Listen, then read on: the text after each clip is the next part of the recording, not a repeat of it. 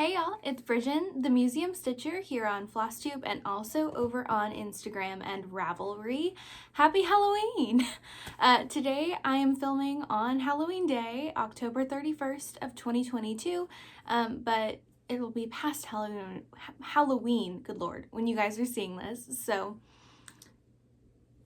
I'm still continuing on the mood. So if you're new here, welcome. This is my little corner of the internet where I talk mostly about cross stitch, but also about the other kinds of crafts that I do. And if you're a returning viewer, welcome back. I'm glad to have you. I'm glad I haven't scared you away yet. So I've got a lot to share with you this Halloween day. I just got back a couple days ago from a girls trip that I took. It's basically a mother-daughter trip that I do with my mom every year and my bonus sister, and then we brought a new friend into the mix this time around. So I just got back from Oklahoma, and I'll tell you guys a little bit about that. I did want to start off this episode by apologizing for last time. So some of you guys may know if you end up watching towards the end of my videos, I usually will ask you guys to drop me a comment with a specific emoji just to kind of let me gauge how many people actually watch my videos all the way through or how many people get it to the end. And I asked you guys to drop me a margarita last 2 weeks ago, and no margarita emoji exists. I'm kind of floored. I totally thought one did. So the emoji for today definitely exists, and I apologize to all of those people that I made like search for a margarita emoji that just doesn't exist. So today's emoji does exist. Check out my nails. They are kind of navy blue stars to celebrate Midnights, which is a new album from Taylor Swift. I am a Swiftie. So yeah, sorry about the margarita emoji, but today I have cross stitch, I have knitting, I have quilting, I have books. I have a lot of books. So if you are a reader, you're going to want to stick around for the end of this one. I've got quite a few. Progress on a lot of different things. I had 2 whips just kind of pull me in and stick with me the last several weeks, so I've got some progress on those, so it's going to be a good one. So grab your leftover Halloween candy, if you have any, and let's talk some cross stitch, shall we? Okay, so let's start off by doing whips, and then I will tell you about my trip, and then we'll move into the other crafts. I also have haul today. Totally forgot to mention that. But the first project that I worked on, this one actually, I think I've been mentioning that my stitchy bug has kind of been gone. I haven't really had the urge to like just sit down and cross stitch like crazy. And this project I think kind of pulled me back into it. I really have been enjoying working on this. I told myself I was only going to work on it for 3 days, and then I ended up working on it for about 4 or 5, and it threw off all of my plans, but it's fine. So this is the Haunted Library Stitch Along by Lola Cross Stitch, and it actually concluded last week. So this is the finished final version of what this is going to look like, which is super exciting. So I will pop a picture in here also of where I was last time. I think I have a picture because the amount of progress I've gotten in on this one has been nuts. And without further ado, look at this. I almost have the entire top bookshelf done. So I spent a lot of time sketching out the bones of this top bookshelf. So I think I only had like a little bit of the brown on this specific shelf, or maybe it was this one, and then the railing, and that was it. So I finished all of the top bit. I finished the little gargoyle. I completely filled in, this is section 7, it's the Stephen King bookshelf, because when the designer released that portion of the pattern, there's a clown charted here for it, and I'm not a Stephen King reader, I'm not really a horror reader, that didn't really call to me, but the designer was kind enough to include a no clown option, so I wanted to get that stitched so I wouldn't have to keep referencing the chapter 8 pattern. I could just keep referencing the most current version of the pattern. So I completely finished out that entire section just so I wouldn't have to keep referencing that pattern, and I could just use the full pattern. So then I also went ahead and finished out these little floating books. These hang above the little skeleton guy. I finished out the candles there. Got the red rum, finished in all of that. I still need to do the light brown and the black vaulting at the top of the other two bookshelves. And then there will be the Headless Horseman here and the Edgar Allan Poe shelf there. And then I can actually work in on the staircase. But lots of good progress on this one. I know it doesn't, I mean, it kind of looks like a lot, but this is a lot of stitching in this piece. It takes a hot minute to work on, and I worked on this for a solid 5 days of a lot of stitching, and this is where I got to. So unfortunately, this was not a finish for Halloween, but that's fine. I think this is a really fun stitch along if you haven't tried it or you were hesitant to pick it up because it wasn't finished yet. It's officially concluded. The last several sections have been really fun to watch, and I have been obsessed with this. So let me tell you about what I'm stitching it on, because that's probably helpful information. This is a 40 count heather linen by Fiber on a Whim, and I'm using all of the called for DMCs on this floss ring right here. It's quite a few of them. It is a chunk of DMC, but it's only DMC, so it's only like 30 bucks to get this one up. I'm sorry, I broke a nail and it's a whole big thing. So yeah, started this one on October 1st. So I worked on this for a grand total of 8 days this month, and this is where I got to. So not bad when you put it into terms like that, considering I probably only got about 2 hours of stitching each day if it was a good day, or I had insomnia, because insomnia is good for my cross stitching. Totally enabled to start this one by Heather the 20-Minute Stitcher and Elizabeth the Frizzy Lizzie Stitches. If you haven't checked out either of their channels yet, please do. They're fantastic. They're very easy to watch, and they have really cool projects.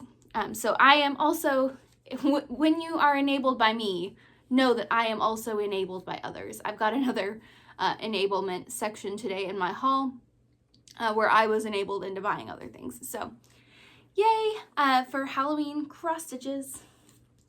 So that was one of my 2 cross stitch whips. My other cross stitch whip that I worked on is the Autumn Alphabet, I don't know why my mind blanked, by Willow Hill Samplings, and this is a really fun piece.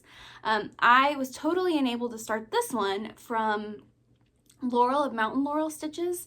I saw her stitching it and I jumped in and I bought her conversion that she's doing, and I'm almost done with this one. So I may or may not have a picture of where I was on this one.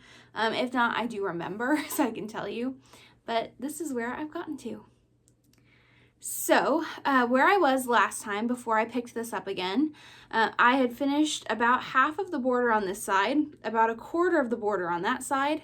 I did not have the moon done, but I had the top border. And alphabet-wise, I had through the letter R and the crow. So I finished the entire border, added in the W, the Y, the S, T, U, V, X, and Z, finished out the cat, finished this little white pumpkin, outlined the other 2 pumpkins, finished in coloring in the leaves, and added the moon. A lot of stitching on this, and I've only been working on this for 4 days. So grand total of 5 days stitching on this so far, and it's almost a finish. In fact, this is actually going to be my focus piece for the rest of Halloween night, and I'm gonna go ahead and call it. This is going to be a Halloween finish. So these last 2 pumpkins, Laurel has made the hashtag Blue Pumpkin Sal, because the call for is very green, and I like Laurel wanted it to be more blue, so I'm going to raid my stash of teals and see what I can come up with to fill in these last 2 pumpkins. And then this is going to be my trick-or-treater stitch for the rest of the evening, and hopefully I will have it all done. So I apologize for the hoop mark, but it's going right back in the hoop after I finish this, and thank you to Laurel for enabling me on this piece. I absolutely love it, and it goes by so fast. This is actually being stitched on a 40 count piece of Murky from Picture This Plus, which if you guys are longtime watchers of my channel, you might remember that I bought a cut of Murky and I hated it. But this piece I think actually looks really, really good on it. I think the piece that I intentionally had bought this cut of Murky for, I didn't like for it. But I'm loving the way this piece is looking on it, and yeah, using up a little chunk of my 40 count Murky. All the called for gentle arts are on this so far, and I will let you guys know in my next episode, once this is a finish, what I ended up choosing for the final 2 pumpkins. But for the first pumpkin, I just used the called for because it's the same color for the moon, and I thought that would still coordinate really well. So I just used that. But needle minder is from Flamingo Toes, I think, which we'll reference later in the episode, again in my quilting section. But that has been my focus piece for this week. I took this on the road with me. I didn't stitch in the car because stitching on 40 count in the car kind of just sounds like a death wish. At least for me, I find stitching in the car really difficult if it's not working on Ada, and I didn't want to start anything new just to take it on the road. So I didn't start anything. I didn't really cross stitch in the car. I focused mostly on knitting. But when we got to our B&B, I stitched on this during the morning and kind of our downtime. Anytime I had a few minutes, I popped a few border repeats in because I didn't need to reference my pattern for that. And I love it. I love this pattern. It's super cheap if you want to go pick it up. I will link it down below if you're interested. I just got the PDF off of Etsy. It's a super fun stitch. It's not super big and doesn't require a whole lot of floss, which is nice. So if you stitch it, use the hashtag #BluePumpkinSal if you end up converting the pumpkins or what have you. And I started that piece on August 24th of 2022. It was one of my 4 starts for the hashtag 4 for 34 B-Day sale, celebrating Alexis at Alexis My Amazing World and her 34th birthday. So Alexis, I'm about to finish one of my birthday starts today. And I will actually probably have messaged you that later when I pop in the final stitch, but totally fine. Okay, so let me pause and tell you about my trip, and then we will talk cross stitch haul. I will show you my knitting and my quilting, and we'll talk about books. So a little bit about my trip. I have been going to the Pioneer Women's Mercantile in Pawhuska, Oklahoma with my mom every year for the last 6 years. It's our mother-daughter trip. We very much enjoy it. I know it's totally random to kind of go to the middle of nowhere, Oklahoma. For us in Fort Worth, it's only about a 5.5-hour drive, and we pop in podcasts or audiobooks or music, and we just chit chat. It's a very low-key girls trip. We only go for about two nights, 3 days, and we eat some really, really good food because she has a pizza restaurant, and there's her mercantile has breakfast foods and dinner foods, and there's a new bar that we found that we really, really love going to that's also a coffee shop in the mornings, and so we go get coffee there.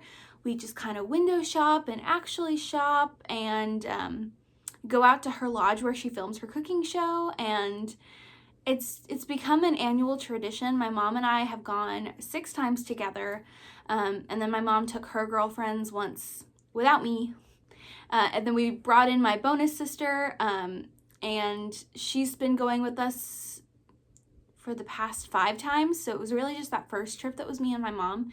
And then we took my good friend Emily, who is the proprietor of Emily Grace Boutique, where I picked up these amazing Hocus Pocus earrings and my batshit crazy sweatshirt. I will link Emily's boutique down below too if you want to go support her. She's the kindest human being. I love her so much.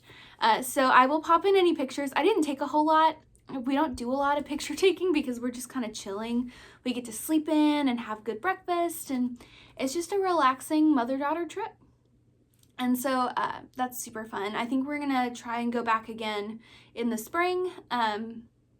We've never been at Christmas time, so we really want to go Christmas time next year, but we don't want to wait a whole year plus to go again. It's not a super expensive trip because it is, you know, just a quick road trip, and we only stay a few nights. It's become one of my favorite traditions because we watch the Pioneer Woman in the mornings on Saturday while we have coffee and hang out, and it's one of those special mother-daughter memories. So that is my trip, and yeah, so you will hear about that in the future again. A lot of my haul came from there, but it's not craft haul, so I'm not showing it here. But I got some really fun earrings and some clothes and stuff, and it's a good time. So let me show you my cross stitch haul. I got a few things in the last couple bits. So I actually got the Stitch Me Halloween box back in April, and it finally came. And I'm relatively happy I got it. I got 3 fat 8ths of 40 count Verdal, which is an even weave. And it's the color Jack-o'-lantern, which is this gorgeous bright orange. Then we have Witchy, which is a purple with a blue shift underneath. Love that. And then Eye of Newt, which is this crazy ass neon yellow. And I have no idea what I'll stitch on any of these. The box did come with a pattern, but it's not really my jam. I will not be stitching it. It's a little too cutesy. I don't really stitch cutesy patterns. Like, when I say cutesy, I mean like kind of frosted pumpkin. I think they're really adorable. They're just not my aesthetic, so I don't stitch them. And then it came with a whole bunch of little silks in some highly variegated colors. Again, I don't know what I'm going to do with this. When I bought the box, it seemed like a good idea, but that was me back in April. I just don't really work with these heavily variegated flosses anymore, and there's not enough of them to do an entire monochromatic piece with each of them. We'll see. They're at least fun stash builders. I might use them in a future giveaway with you guys. The one color I am really drawn to is this one, which is called Pumpkin Patch. Of course, it's the most least variegated of the bunch, but it's really pretty. So I did pick that up. Oh, one other one. Then I got my Bee Stitch Me Fabric of the Month Club. I get her 40 count Verdal. This is the October Neutrals fabric. And I get a 1/4 yard, and the fabric this month, I love it. It's called Gray Magic. Look how pretty this is. It is the perfect light, cloudy, rainy day. If I had to describe this fabric, that's how I would describe it. It's going to be perfect for some Christmas samplers or, you know, whatever. It's got like a very light bluish undertone, which is why I think it looks kind of like storm clouds. I love it. So that's my fabric of the month from Bee Stitch Me. Then I got in a few items from the Top Knot Stitcher. I got in the Practical Magic pattern by the Primitive Hare. I love this. If you're not a fan of the movie Practical Magic, you're not going to get this. But I want to stitch some margaritas. And then I did pick up the matching pin set. There are parts of the pattern where you actually stick the pins into your finished piece and it supplements the stitching. Like there's little holes in the stitching where you put these pins. So there's like a little potion bottle, a cauldron, and then a voodoo doll. And they kind of sit like right here and right there and right there in the pattern. So I picked those up because I wasn't sure if they were necessary to the pattern or not. But I love it. Unfortunately, it won't be stitched this Halloween season, but I don't know. That's one of those movies that, like, yeah, it's a Halloween movie, but it's also just a really good Sandra Bullock movie. So I'll stitch on that whenever I get the hankering to rewatch that movie. Then I got Betsy's Autumn Basket, which is one of my expo picks. And then I got an extra one to give away to you guys. I won't be doing that giveaway today. I'm still getting things together for it, but just know there is a giveaway coming up imminently. So that's Betsy's Autumn Basket.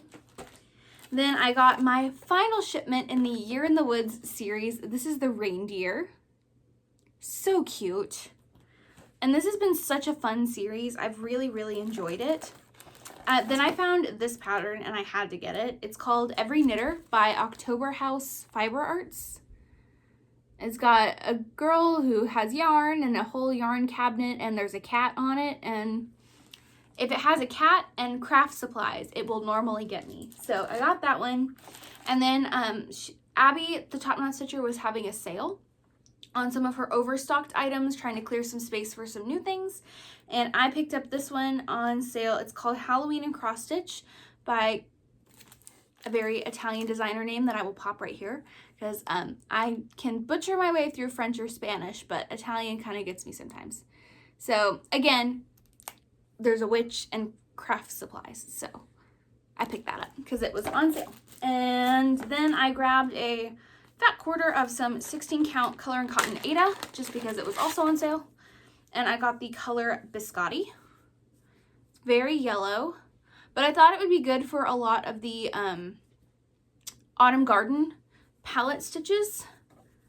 which was a big expo thing where a bunch of designers used the same 4 flosses from the Cottage Garden threads. And then they all made these really small patterns, and I thought I could fit a few of them on this 16 count Aida, and it would be totally fun and a really fast way to finish them. So I picked that up from Abby because Abby's the bomb.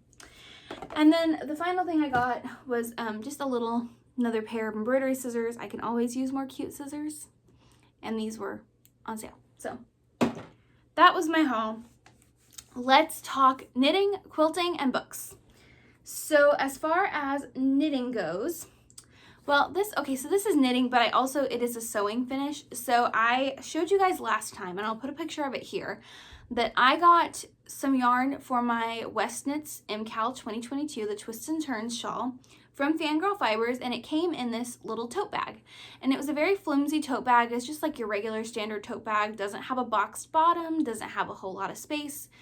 And I wanted to take the design on the tote bag that I loved and turn it into something that was just a little bit more functional for my needs. And because I've kind of gotten into bag making recently, I modified the pattern and I supplemented it with some vinyl that I got at Joann's and some ACOTAR, or Court of Thorns and Roses, which is a fantasy book series, themed fabrics, because that's the whole point of this yarn, was that it was themed for one of my book series, and I can't say no to that because I have a problem.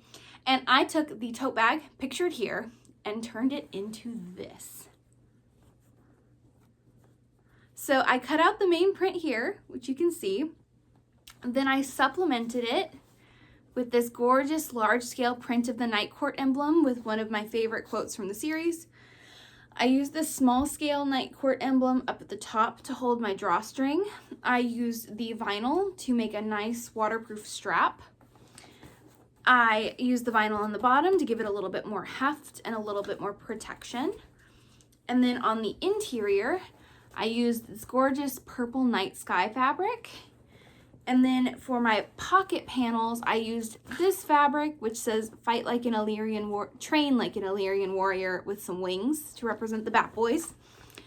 And it cinches closed and has a strap, and it holds 5 balls of yarn. With my project, with extra room, I'm able to put things in the pockets so that everything just isn't in the bottom of one giant tote bag.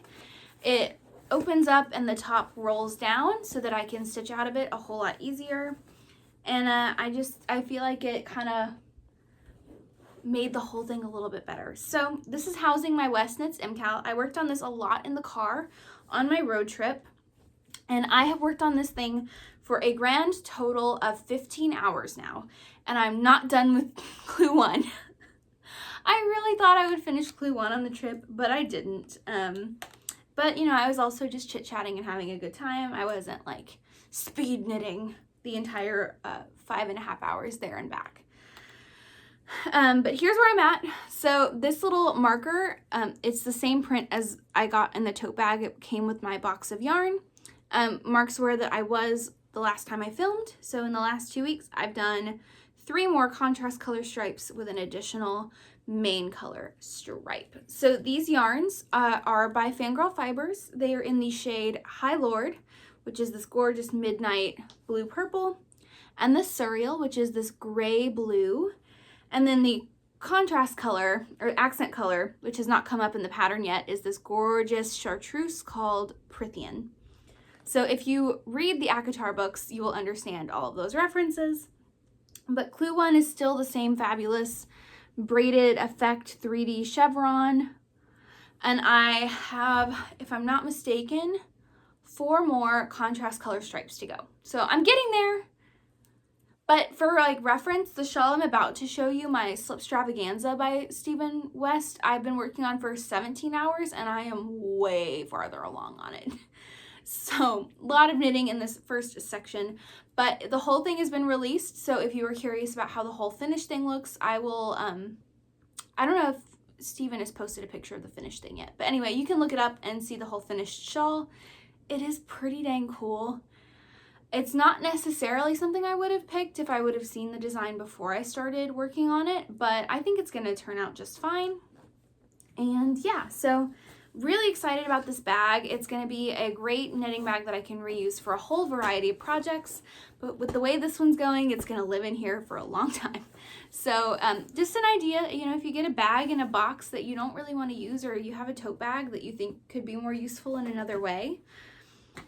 This actually wasn't, the design was too large for me to make one of the standard sizes of my favorite Can Do Crafts drawstring project bags, so I ended up just modifying the dimensions of the original pattern and just using kind of the same methodology to make this one, and it worked out just fine. So yeah, I love how it turned out. So good, so good. And that is a fun knit too.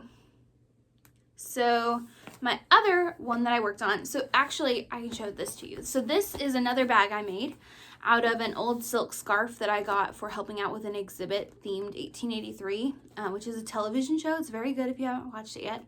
But my museum did an exhibit on it, and they gifted all of us who worked on the exhibit these silk scarves. I'm not going to wear a scarf. Turned it into a project bag. So this is actually one of the standard sizes of the Can Do Crafts project bag. It's the largest size, and you can see for reference that this one is the same width, but it is taller. So I probably should have made this one a little bit wider too, but it's fine.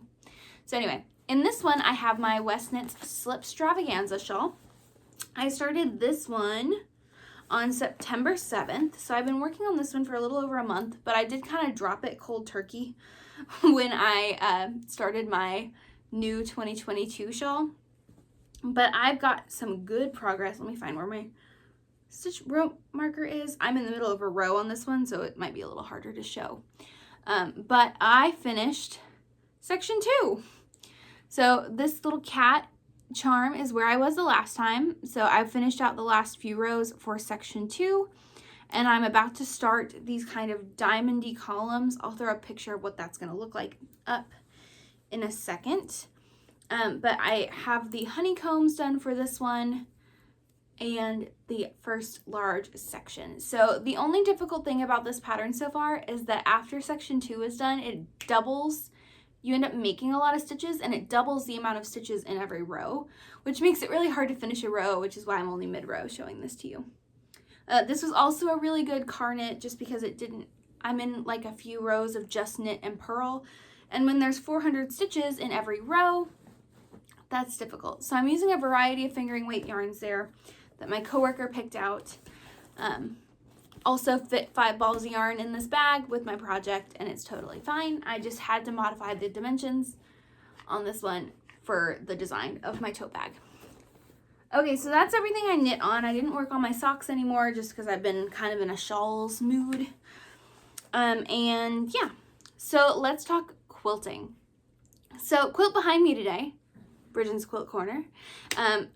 This is my Sewcialites #1 by the Fat Quarter Shop. This was a free quilt along that started either in 2020 or 2021. I'm not sure. Also, we might get some trick-or-treaters, so there might be some interruptions coming up real soon. It's Halloween. So this is Sewcialites #1. I used the fabric line Cider by Basic Gray, and I joined this one late, but I caught up on it pretty fast, and I did the 9-inch size blocks. So for this quilt along, the Fat Quarter Shop releases a block a week and does a full video tutorial on their YouTube channel on how to sew it. So it's really great for beginners. It's super easy to follow, and even if you aren't someone who's very experienced, you can get a really experienced looking quilt just by doing 1 block a week. So there's the trick-or-treaters. So yeah, so if you are interested, go check out Sewcialites #1. The pattern is still free, and it just uses 18 fat quarters and some background. And yeah, just do the bigger block size if you're a beginner. That's what I recommend. But I am doing the 6.5-inch blocks this time around just because I wanted a little bit more of a challenge. So I'm using the fabric line Unruly Nature by Jen Hewitt for Ruby Star Society, and this is what the Sewcialites 2 will look like. So the first block came out on October 21st, and then the second block came out this past Friday, but I have not had the chance to sew that yet since I've been out of town. So I only have block 1 done, but it is turning out really good. And here it is. How freaking cool is this fabric line with all these pinks and burgundies and blues and oranges with this little bit of a metallic copper? I love it. So this block is called Perennial. It's the first block designed by Bev McCullough of Flamingo Toes. She's a cross-stitch designer as well as a quilter, so very fitting for a Flosstube introduction. This block is marked experience, but honestly, I don't think it's too difficult if you're following Kimberly's suggestions. And then also, you know, these little corner squares on the outside, if you turn them into half square triangles, they become like 80 million times easier anyway. I did make a slight boo-boo on this block. The maroon and background on this interior pinwheel are supposed to be flip-flopped. So the interior pinwheel is supposed to be dark while that is background. But I did not feel like resewing the whole block just to fix that, and I think it looks kind of cool anyway. So I'm using some Ruby Star Society speckles for the background. It's in the shade Sweet Cream, and then this one is like a metallic sangria or something like that, but it's got a metallic shift to it. I'm really just kind of doing color placement as I go. I'm not doing anything too crazy. As you can see with Sewcialites number 1, each block just used one print in the background, which I really liked. It was really simple and easy to follow. This is more outside of my comfort zone, but I'm going to stick with it, trust the process, and in 21 weeks, I will have a finished quilt. So, yeah. This one, it's not too bad, but I'm also the kind of person that says fuck it when I see a label of how something is supposed to be. Experienced, beginner, intermediate. I kind of ignore those kinds of road signs and just do what I want and figure it out along the way. So if you're like me, you'll be fine with this. If you have like general knowledge of how quilting goes, you've made one like charm square quilt or layer cake quilt.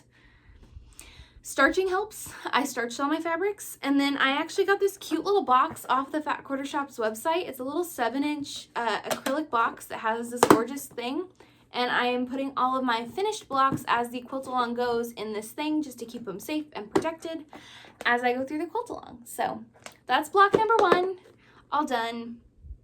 I love it, and I love this little box. It just makes me happy, and it fits my 6-inch blocks perfectly. It would also fit the 3-inch blocks. I'm not crazy enough to attempt a 3-inch block quilt, and I think that this is going to be about 66 inches squared when it's done, and I think that's a great lap size quilt. And I don't really need a wall hanging quilt because I don't really have wall space to hang one. So that is Sewcialites number 2. So go check out that free pattern on the Fat Quarter Shop's website if you have not already. And then the only other quilting thing I did is I actually went ahead and appliqued my first 2 EPP flowers for my Cottonwoods quilt. I'm using the fabric line Gloria by Maureen McCracknell for Art Gallery Fabrics. And I had finished English paper piecing or EPPing these 2 flowers the last time I talked to you. And I haven't EPP'd, sounds so bad. I haven't finished hand sewing any more hexies into flowers for the next little bit, but I did take the 2 I did and I appliqued them down onto their background squares. So I just went around very slowly. I pulled all the papers out, ironed it really flat, and then went through and sewed it around to secure it down onto this square of background. And then those will be sewn into the finished quilt. So I did my first 2 just because I was at my sewing machine. I had it threaded. I just went ahead and sewed these down, but I only have 10 more. And once these are done, actually the rest of the quilt, because it is just such a large block quilt, is going to take absolutely no time at all. This is the most time intensive part of this quilt, whereas the piecing in something like my Sewcialites 2 or Sewcialites 1, you can see the piecing is much more intricate. But these little flowers do take about an hour to sew each if I'm focused. If I'm not focused, it's a little bit longer. But my dad and I have been rewatching all of the Daniel Craig Bond movies, and we are going to be watching the new one, and I've been EPPing while watching James Bond. So that has been my craft of choice for those movies. Well, and working on my haunted library, because also got a cross stitch. It is a cross stitch channel. So that was all the quilting I did. Wow, we're just moving right along. 35-minute video. I feel like I've snuck in a lot, but I also have not eaten dinner yet, and I normally film in the mornings, and filming after work on a Monday is a lot, But we're here. We're here and we're loving it. And we're, yeah, just look a little tired. Just a little tired. So let's talk books, because that is everything crafty I have to show you guys for today. So I have read 3 books. Let me hydrate and take a hydration break while you enjoy the beautiful quilt behind me.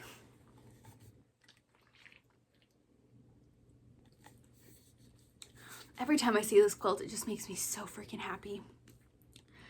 So good. Like this block right here was one of my least favorite to sew, but I think it looks so cool. That one is a fun one with this one is my favorite block. But that's why I like sampler quilts, because you don't get bored, and doing one block a week only takes about an hour. And then you kind of miraculously have this really complicated looking quilt when you're done. So anyway, I will never shut up about this quilt. It is my crowning achievement as a quilter. It's so freaking cool. And one day I will show you the full thing. But man, photographing a quilt that is 100 inches square, this thing is, you know, it's a monster. It's, you know, like 9 feet. Is that the right math? I'm not going to do math right now. But anyway, it's a monster. It's huge. And photographing this is wild. Okay, so books. So the first book that I read was another Brijin's coworker makes her read a horror book. This is the Southern Book Club's Guide to Slaying Vampires by Grady Hendrix. If you watch Elizabeth of Frizzy Lizzy Stitches, she is currently reading that, or possibly just finished it. I'm a little behind on my Flosstubes since I've been out of town, but she's reading it too. I really liked this one. We talked about how one of my kind of trigger warnings in horror books has been animal death. There's no animal death in this one. It's basically, if you took Steel Magnolias, which is a staple movie here in the South. If you haven't heard of it, I'm sorry, I reference it a lot. But you take Steel Magnolias and you add in Dracula. So you have a bunch of late 80s, early 90s moms fighting a vampire. And it will give you feminist rage. There's a lot of condescension in the ways that their family treats them, because no one else believes that there's a vampire, and the vampire is very suave and very invasive and hard to kill. And I thought it was a very good book. I enjoyed it a lot more than I thought I would have. I think I rated it about a 3 on Goodreads. I would have given it about a 3.5 or a 3.75 if I could have, just because it's not my normal genre. I typically only give 5 stars to a book that I know I'm going to reread. I'm a serial rereader. I like a good comfort book. I turn back to something I've already read when I get bored, or if I just kind of need that. So if I won't reread it, I don't give it a 5 stars. That's just kind of how I go. So for this one, I rated it a little bit lower just because it didn't have a whole lot of romance, but you know, the ending was very good. I liked it. Yeah. It's not your sexy vampires. It's not your Angel. It's not your Edward. It's a demon. But very good. I liked it. Only a few kind of really gory scenes. And other than that, it's just a lot of you being really frustrated that no one believes them. But yeah. I did kind of laugh a little bit. I would consider reading more of Grady Hendrix's books in the future, but that is where we're at. Also, excuse the bangs today. They are in the eyes, but I have a hair appointment this week, so I don't want to trim them. So they are long and they are here, but whatever. The next book that I read is called Siren Queen. It is by Nevo, and the cover is freaking stunning. I read this for my book club with my friends from grad school. We kind of rotate through picking books, and this was one of my friend's choices. She likes a lot of old Hollywood kind of books, and this one follows an Asian American woman who wants to be an actress, and it's her journey into the film industry, and it really kind of focuses on specific moments in her career. The only thing that threw me off with this book is there is a magic system, and the magic is kind of a metaphor for what she's going through. And I didn't like this book until I dissected it with my friends at book club. And when we started like breaking it down and talking about it and kind of doing a detailed analysis of it, then everything started making sense. But as I was reading it, it was kind of like the fuck did I just read? You know, like all of a sudden they'll start talking about someone having a tail, or there's just these kind of wild pops of magic that I'm sure would make a lot more sense if you were reading the physical copy. As far as someone who, me, was reading an audiobook, very difficult to follow as an audiobook. I would not recommend it that way. If you're going to read this, physically read it. I gave it about a 3. I liked it, but I normally don't like having to think that hard about what I'm reading, especially for something that I'm just looking to kind of enjoy and fill some time while I'm doing some data entry at work, or I'm driving home in 5 o'clock traffic. I don't want to have to sit there and dissect what I'm reading on an intellectual level. I love intellectual stuff. I have an advanced degree. That's not the problem. It's just when I'm reading a fun book, I want to be reading a fun book. And that was probably my biggest issue with this one. But again, once I talked through it with my friends, I liked it a whole lot more. It was just the process of having to dissect the book to understand it or to kind of get it. But if you like a more highbrow kind of a Hollywood story, this one is a good one. It's very highbrow, and it just wasn't what I was expecting. So that's probably why I rated it as low as I did. But if you're interested, go check it out. I wouldn't say it's bad. I just wouldn't say it's necessarily my 100% jam.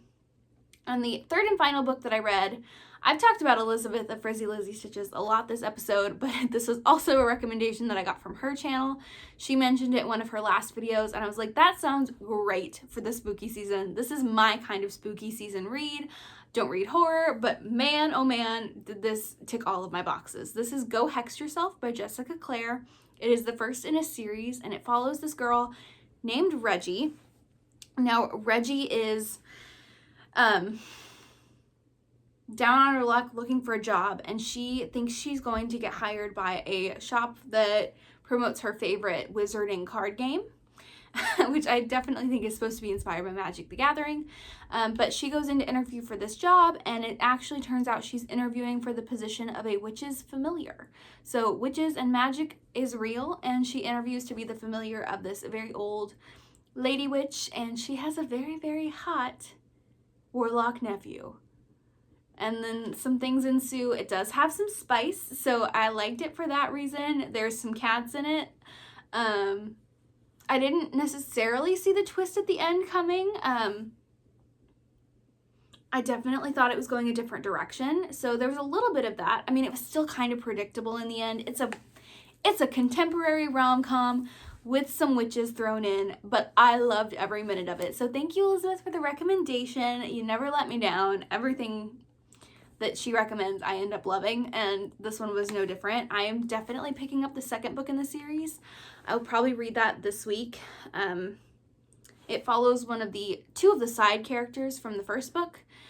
They're super light, easy reads if you're looking for something fun and magical and Halloweenish without being scary or gory. This is your book. You're gonna love this one. So highly recommend that. I think I gave that either 4 stars or 5 stars. It's definitely something I would read again. I love a good broody warlock love interest, and the spice is very nice. It's a very good spice. Nothing too crazy, nothing too weird. Just your classic contemporary sexy rom-com. And I've also been keeping up with the Rewatcher podcast. This is a podcast put on by the ladies who do the podcast Morbid. It is a Buffy the Vampire Slayer rewatching podcast, and I've been rewatching Buffy the Vampire Slayer. I just finished season 1 yesterday with my bonus sister, same one who's been on the trip with me. And yeah, I've been loving the podcast. The way they break it down is really great. So if you're a Morbid listener, or if you like Buffy the Vampire Slayer, definitely check it out. We're about to hit season 2, which is prime Angel time. For an Angel fan like me, I'm about to be very happy. So yeah, I've also been listening to that podcast, but that's about it for the media I've been consuming. I need a good TV show recommendation. So if you have a favorite TV show that has like more than 6 seasons, Fraser would like to say hello and happy Halloween. I bet you can hear that. I don't know if you can hear that. I'll see if I can get her in frame. She's very, very shy. Anyway, if you have a good long TV show recommendation, let me know. But other than that, that's everything I have for you today. So if you would love to leave me a comment, I would love to read it. So let me know If you dressed up for Halloween, what did you dress up as? If you're stitching something Halloween, what are you stitching? If you're reading something Halloween, if you're watching something Halloween, let me know what kind of Halloween things that you've been up to in this spooky season. I would love to know. And so would Fraser. That's my girl. She's my girl. Anyway, we would love to know what you've been consuming, and then end your comment with an orange heart emoji, which I know exists if you made it this far in the video. Yeah, just let me know what you guys have been up to, or if you have any vacations coming up. Where are you going? What you doing? Because that was kind of my big vacation before work gets crazy in the next few weeks. So happy Halloween. I hope you guys had a great holiday if you celebrated, and if you didn't, I hope you had a great Monday. And I will see you guys in about 2 weeks for my next regularly scheduled video. So thank you guys. Happy Halloween.